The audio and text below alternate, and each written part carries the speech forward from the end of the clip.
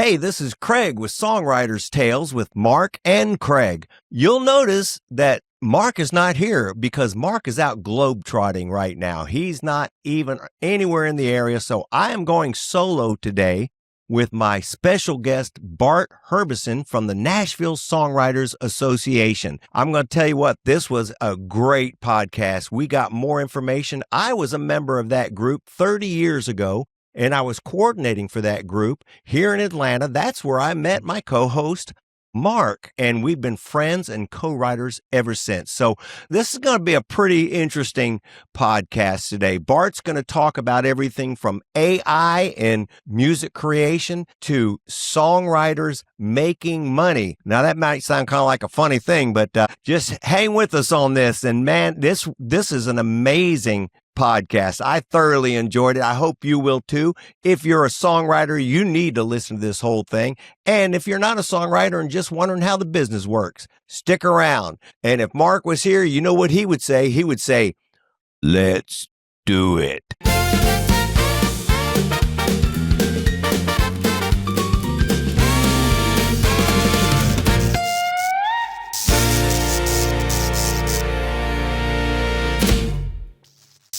Every once in a while you'd hear about it. And then, man, within just a few months, it's like it exploded. And I just want to thank you. As far as the questions go, man, you just answered everything that I would have even asked you. And I just want to thank you as a songwriter.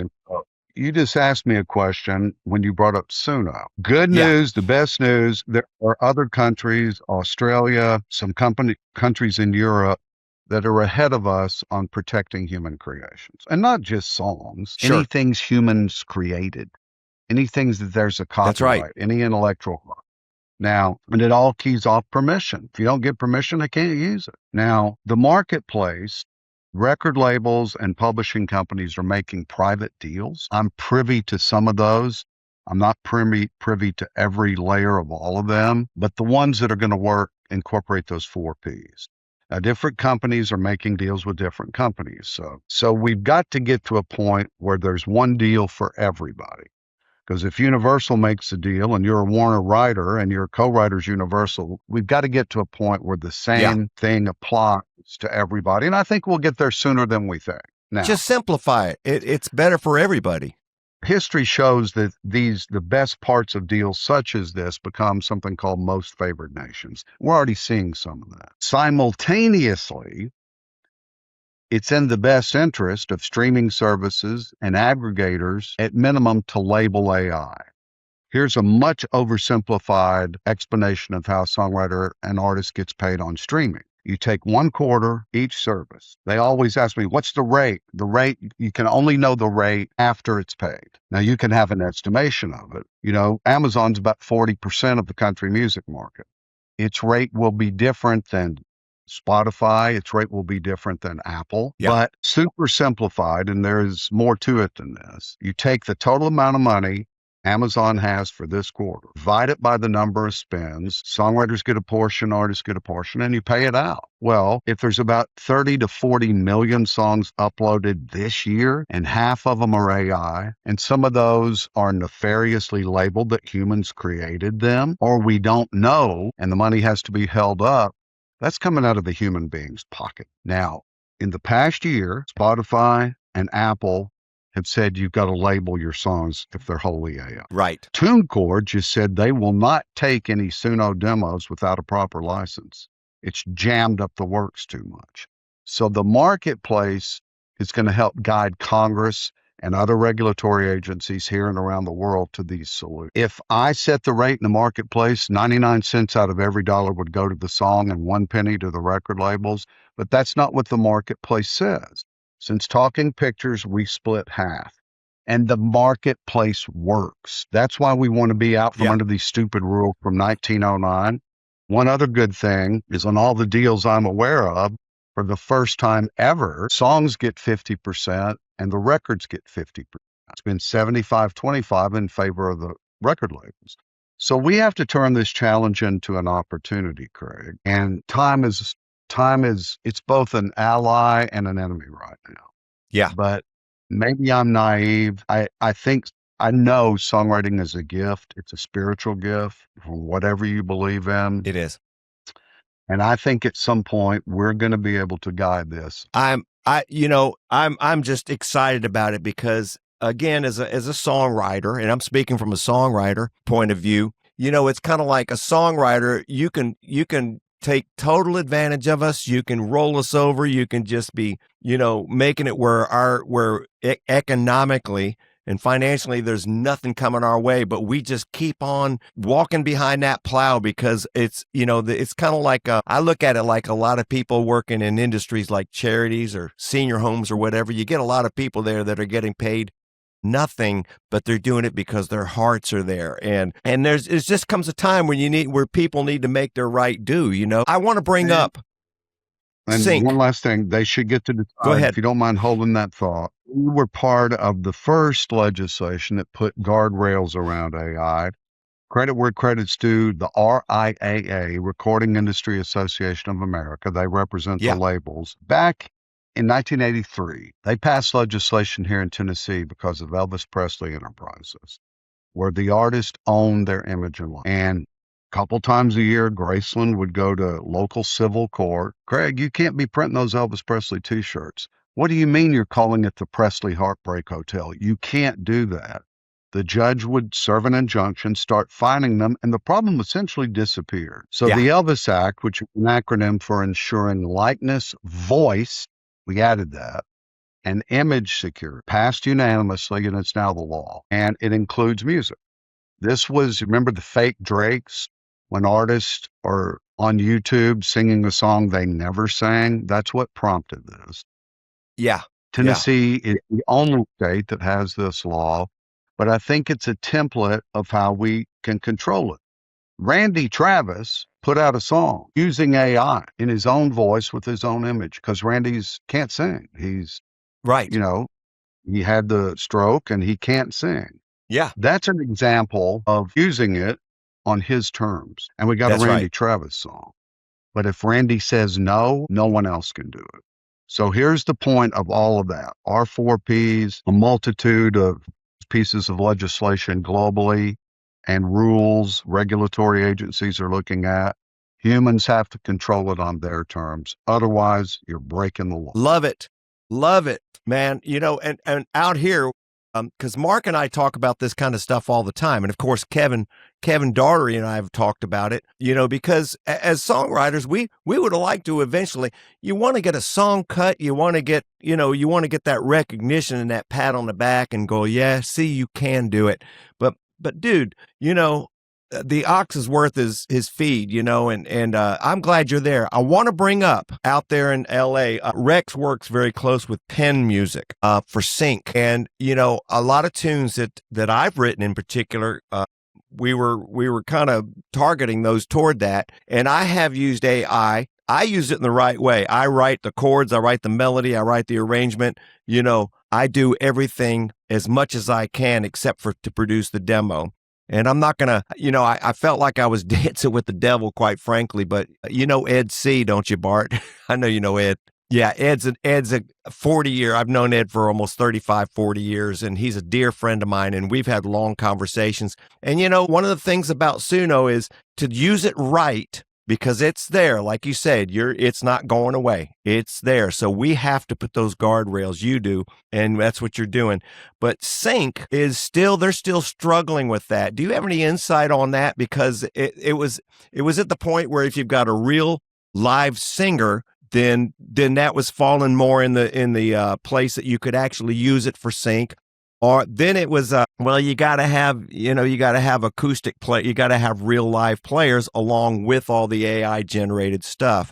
But I'm totally confused, to be honest with you. I don't know. I don't know if they even know I'm going to what's tell you why legit. you're confused. You're confused because it's confusing. Yeah. The U.S. Copyright Office in 2023 said this: any part of a song you write I'm not talking about the record you make of it. That's a whole different conversation. Yeah, the recording. But any part of the song you write where you use AI, that portion cannot be copyrighted. Translation, you can't be paid for it. Now, right now. Say that again. It stuttered on me. You stuttered on me. Repeat that about the part. The Copyright Office says in 2023, any portion of the song you write where you use AI, that is not copyrightable. So let's suppose all the lyrics are AI, but I'm opposite. You wrote all the lyrics, but the music is all AI.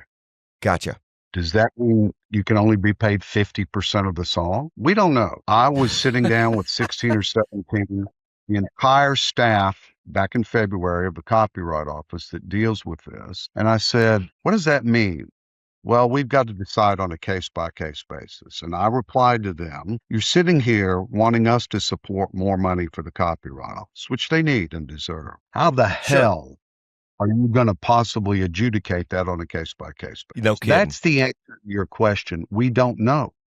Yeah, and so if I'm a sync person placing sync, the last thing I want to do is have a whole Netflix series or a movie or something where the songs I placed use AI, and then the rules, when they are finally formalized globally, mean I've got to take it down. Or it's going to come back and bite you in the butt. Well, part of our job is to tell songwriters this. The Copyright Office has said you can't be paid for that part. What if it's 1/10 of 1%? What if it's half? Yet to be determined. But I'll make you a promise. Some tech company is sitting down as we speak, and they're going to gain that. There are many companies that utilize technology that claims they can tell what parts of a song were AI. I think there's ways around it. But for the mass consumption, what happens when that gets refined? And a lot of songs, if the humans are honest, the part that they used AI, or if they're dishonest, the whole damn thing was AI. Right. Get stripped of payment. This is still in its infant stages. I do think we're going to see some global solutions in a few years, sooner rather than later. We have to. But you posed a question. There's not an answer to it. You know, I'm good at those questions. Well, there's all kinds of lawsuits about AI. Here's my message to Anthropic. Anthropic is a language model only. They don't use music. And I was deposed in that case. Maybe about 2 weeks will be a year. And I could get this wrong. I've got an aged memory, Craig, but I think it was worth about $135 billion. It's worth $700 million today. 700 billion. Why would I risk losing all of that? Wouldn't I be better off paying the music industry $1 billion? Yes. And that's my message to all these AI concerns. And that's why UDO and others, Cobalt 11 Labs and others are making deals with the music industry, with book authors and others. Because that's, if I'm a stockholder in Anthropic, I'm going to go, y'all need to stop this BS and pay the creators. Nothing's going to make me happier than to see a $700 billion, by then $1 trillion company go down the tubes because they're greedy. Yeah. No, I love that. And that's something that works to our advantage. If this goes to the Supreme Court and we get a fair use ruling in our favor, or if Congress passes a fair use bill, we're not going to have to worry about this. These companies are going to come. They're going to be lined up so far away making deals on our terms. That's right. And so that's really the whole game. But you think that if I'm a stockholder in a $700 billion, soon to be $1 trillion company, pay the copyright owners. They just settled the case with the book.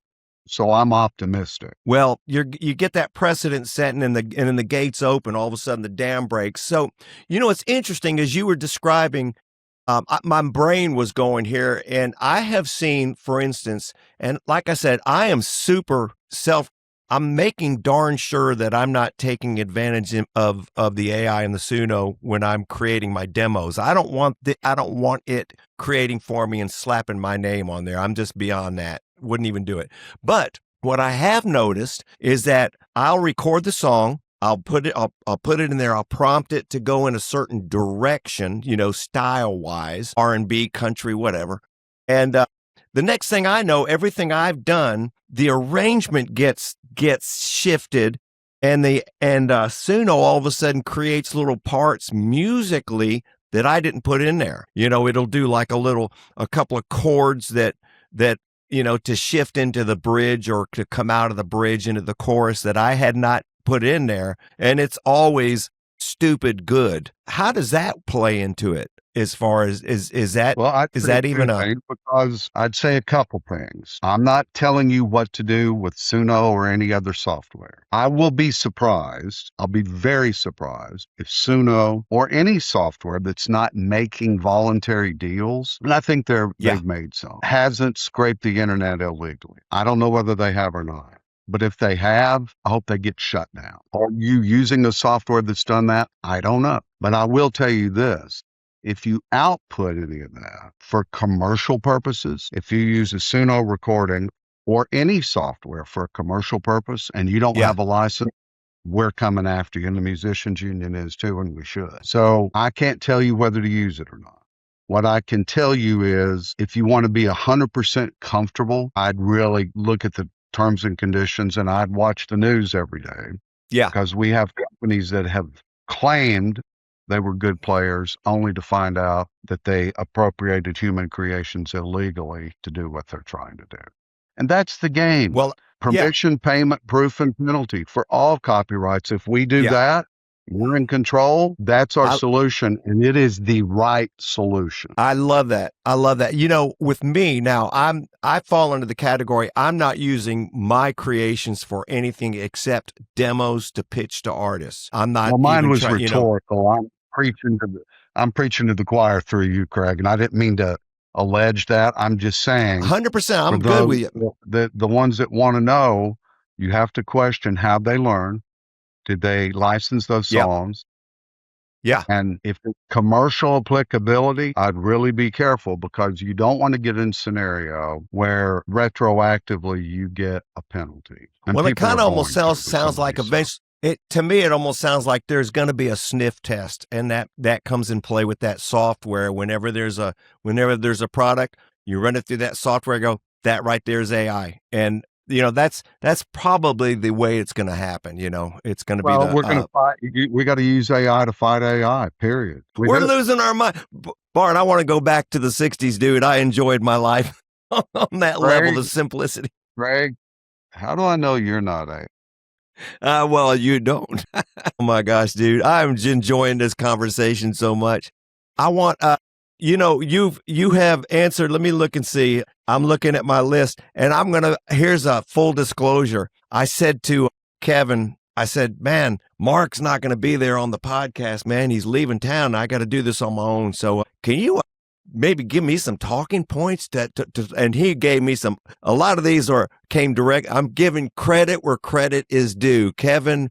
And shout out to Kevin. I'm very fond of Kevin, as you know. So he doesn't know this yet, but I'm going to be staying at his house next week for a night. He invited me. I just hadn't told him yet.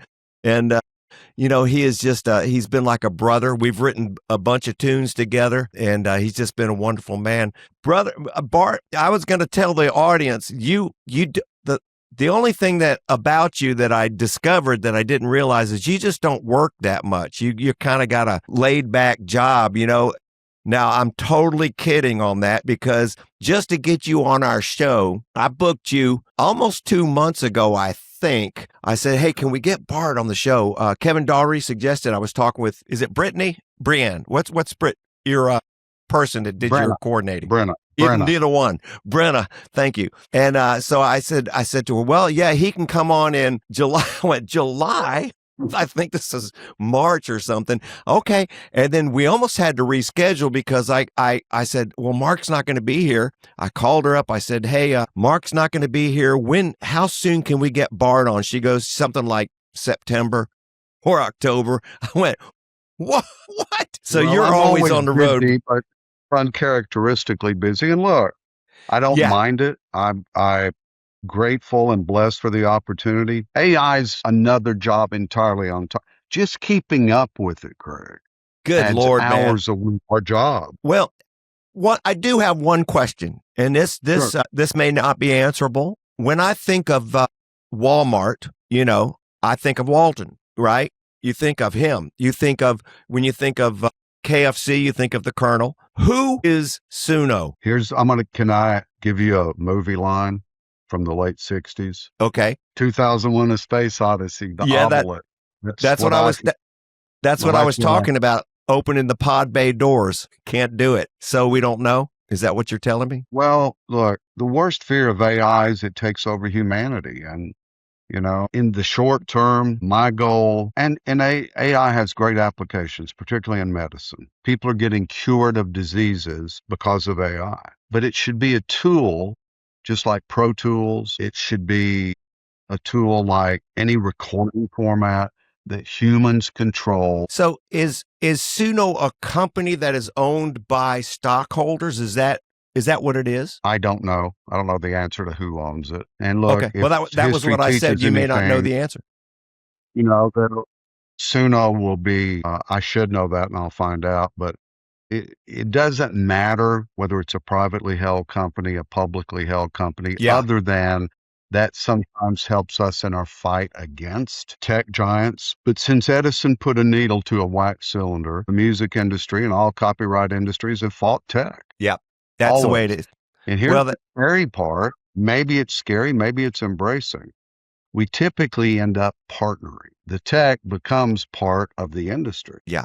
Well, if you can't join them, if you can't beat them, join them sometimes is how that works. On them, as long as we can do it on our terms. Right. All we're trying to do is get fair compensation. Look, the first person that history records, first people making music are a guy named David singing psalms to God and his father song. And ever since then, somebody's tried to monetize it unfairly, pretty much. That's just the way it works. That's the way it works. Bart, brother, I am totally glad that we were able to connect today. And I just want to thank you for taking the time, because I do know you're extremely busy, but what you laid out today, you laid it out so succinctly, and that even us songwriters can understand it. So thank you for that. And I hope to meet you face to face someday. That'd be awesome. Well, I thank you for being a part of NSAI. I thank Kevin. We're not going to talk poorly about Mark since he's not here.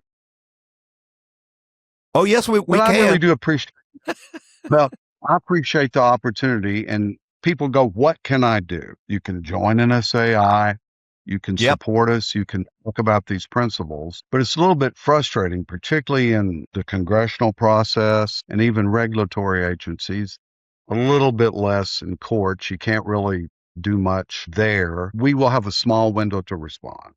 So if we've got legislation after the midterms, if we're about to pass the CLEAR Act, watch our social media and do what we ask you to do. As naive as it may sound, engaging your representative does often matter in our world. Yeah. And when we need it, it's in an instant. So educate yourself on these issues and be ready to act. Well, I want to add something here for all of our listeners who are just totally creative and have never really gotten into the analytical side of the business. I want to just say NSAI is not just about legislation. Bart had touched on that earlier.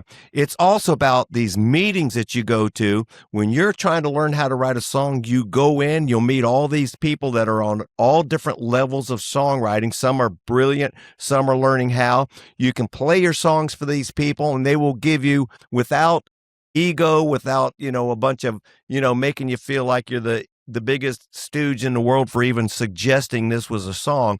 They will encourage you how to write better. Say, look, let me make a suggestion here. Listen to this song over here and see what this does, and that'll help you. And that is the other side of that songwriters need to know. It's not all about legislation and all this the dirty work that you're getting into, which is we're glad of that. But if you go to the meetings, you meet great songwriters. Mark, my co-host, I met him at the Songwriters as a 30 years ago. That's where I met him. That's where I met Kevin. And they've been friends for life now, because I'll be 70 this year. So we kind of raised our kids together. So NSAI is not just a legislative. Well, we're a family, and our language is songwriter.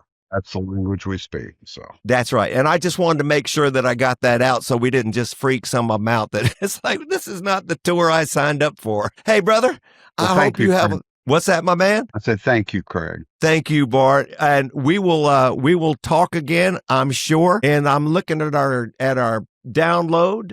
Let's see how we're doing. We're going to say goodbye to everybody, and then Bart and I are going to hang on for just a minute, just so we can make sure that our recording is up online and that we're not going to lose any of this. Have a wonderful day, everybody. All right. Hey, this is Mark and Craig with Songwriters Tales, and we need you to like, subscribe, comment, and share. See you soon, folks. See ya. Let's do it.